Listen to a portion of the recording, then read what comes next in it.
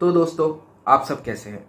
मैं शमशेरा फिल्म बहुत दिन से देख चुका था और मैं उसका रिव्यू भी करने वाला था, लेकिन मैंने देखा कि उस फिल्म ने जो है बिल्कुल थिएटर में पानी तक नहीं मांगा। कोई देखने नहीं गया शमशेरा फिल्म को।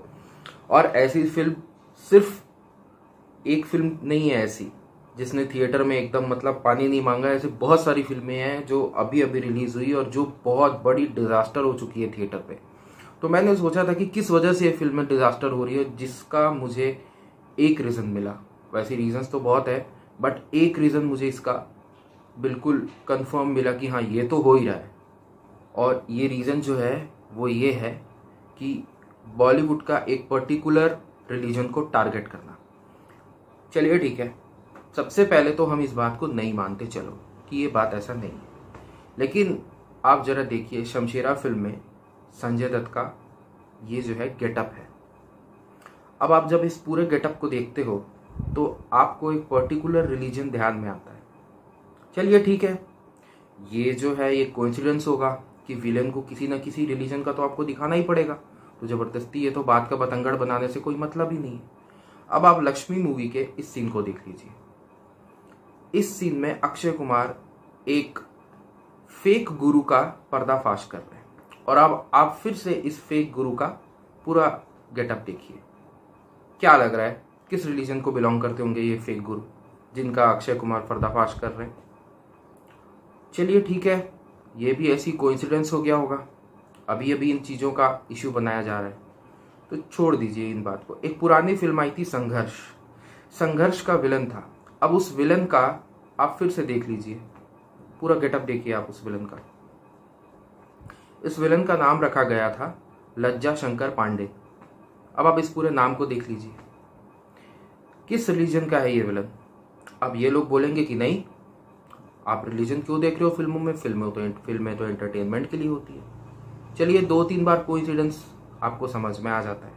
एक बहुत ही फेमस फिल्म है जिस फिल्म का नाम है गंगाजल, जिस फिल्म में कोई भी रिलेवेंस नहीं है इन सब बातों का, और उस फिल्म का मेन विलन है साधु यादव। साधु यादव से जब ये हमारे अजय देवगन मिलने के लिए आते हैं तो अब आसपास का माहौल देखिए और आप साधु यादव को देखिए, किस तरह से ये पूरा जो ड्रेसअप है और ये जो माहौल है ये क्या है। तो देखा आपने, ये सारी चीज़ें बहुत दिन से हम सब नज़रअंदाज करते जा रहे हैं, और इन सब चीज़ों को ये ओपनली नहीं दिखाते। ये लोग ये नहीं बोलेंगे कि ओपनली की कोई बात को ये लोग नहीं बोलेंगे। उसके पीछे का एक कारण है, वो कारण ये है कि सीधा सीधा तो आप किसी रिलीजन पर अटैक नहीं कर सकते ना, क्योंकि यही सबसे ज़्यादा सेक्युलर होने का ढोंग करते हैं ये हिंदी फिल्म इंडस्ट्री वाले। तो किसी रिलीजन पे अगर ये लोग डायरेक्ट अटैक कर देंगे तो वो तो गड़बड़ हो जाएगा। तो ये एक स्लो पॉइजन है जो आपको किसी ना किसी तरीके से दिखाया जा रहा है, और इसका कोई मतलब भी नहीं। आप बोलोगे कि नहीं ये लोग ऐसा नहीं कर रहे, तो साइलेंस ऑफ द लैम्ब की जो रीमेक है वो है संघर्ष। एक हॉलीवुड की फिल्म थी साइलेंस ऑफ द लैम्ब, कमाल की फिल्म थी।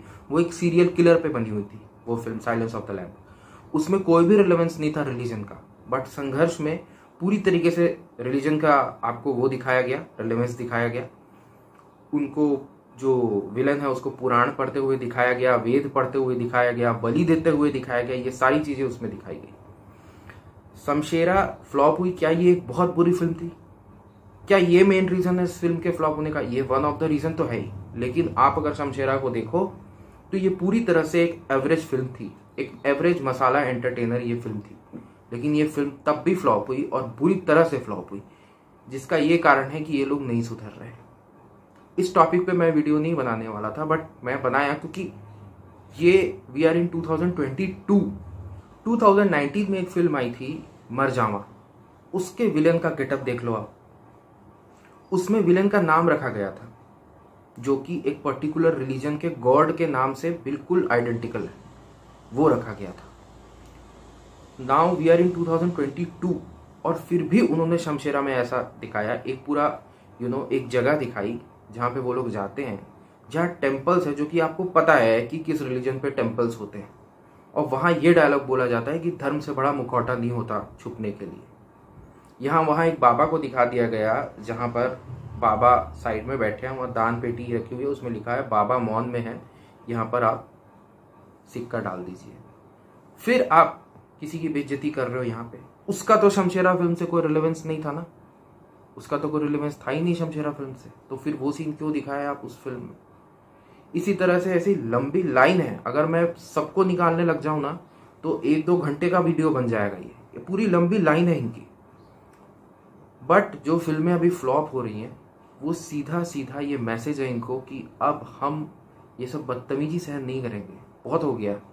आप फिल्म बना रहे हो, आप ठीक से फिल्म बनाओ। मैं ये भी नहीं कहता आप किसी दूसरे धर्म की बेइज्जती करो, दूसरे धर्म की आप बेइज्जती कर दो, उनका मजाक उड़ा दो, नहीं, किसी भी धर्म की मत करो।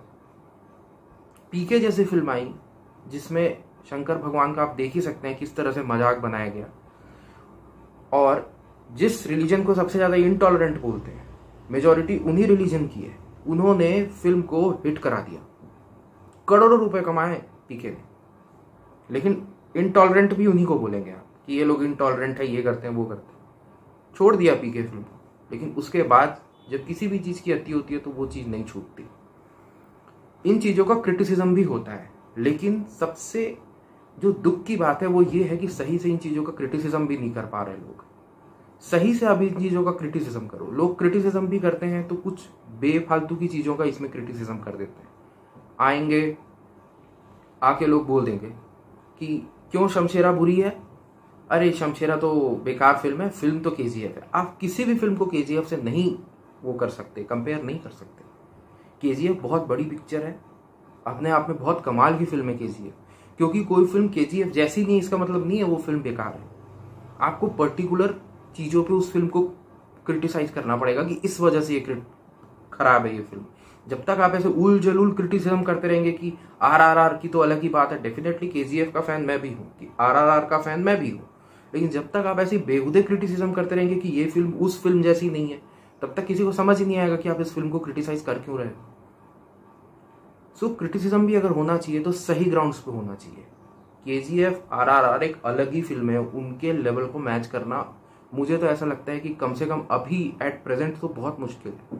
बहुत ही कमाल की फिल्में हैं, जैसे उसमें भी केजीएफ 1 मुझे बहुत पसंद आई। ओपनली मैं बोलूंगा जो केजीएफ का जो सेकंड पार्ट था वो मुझे उतना अच्छा नहीं लगा 1 के जैसे। इसका ये मतलब नहीं कि वो फिल्म बुरी थी, मैं 1 के उसमें बात कर रहा हूँ। सो आई थिंक अब ये सारी चीजें ऑडियंस देखने के लिए तैयार नहीं है। कश्मीर फाइल्स भी आई, हिट हुई। कश्मीर फाइल्स से बहुत बुरा लग गया था इन लोगों को, जो लोग इस तरह की फिल्में बनाते हैं उनको बहुत बुरा लग गया कश्मीर फाइल से, कि आप टेररिस्ट को सिर्फ ब्लैक ब्लैक दिखा दिए, उनको ग्रे शेड्स दे दो। What grey shades? टेररिस्ट तो टेररिस्ट है, हम तो नहीं बोल रहे उनका कोई धर्म है टेररिस्ट का। आपको क्यों इतना पड़ा हुआ है टेररिस्ट लोग को उनके प्रति सिंपैथी पैदा करने के लिए?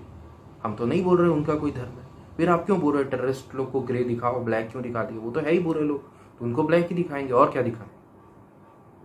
सो आई थिंक अब ये सब चीजें जब बंद होगी फिल्म इंडस्ट्री से तब ये चलेगा। जब तक ये चीज यहाँ चलती रहेगी कि इस रिलीजन को चलो टारगेट करते हैं और इस रिलीजन के लोग क्योंकि थोड़े ये अंदर ही अंदर ये भी जानते हैं कि टॉलरेट कर जाते हैं, तो चलो बेइज्जती करते हैं इस रिलीजन का, तब तक नहीं चलने वाली फिल्म।